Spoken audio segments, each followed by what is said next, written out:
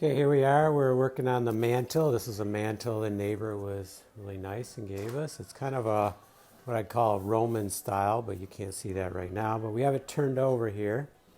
It's going to go next below this picture. So I wanted it a little wider. Plus, we got those outlets there.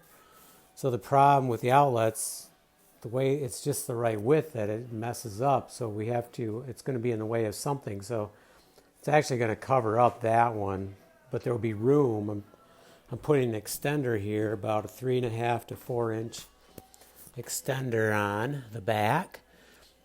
And I'm going to screw into that little lip. Luckily, there's an inch lip down there.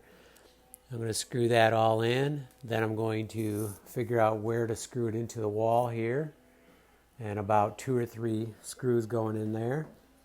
I'm also going to shave down this one right here because when it was built, it sticks a little low there. So if you like to catch that, it wants to catch it and then pulls it right out.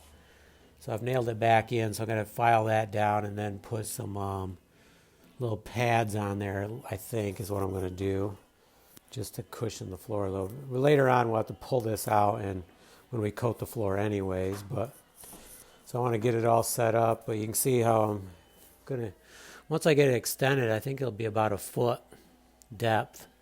So it'll pull it away from the wall, but it looks good. I've already looked at it, and even though it's not tight against the wall, I think it's going to look fine. So we'll show you that later.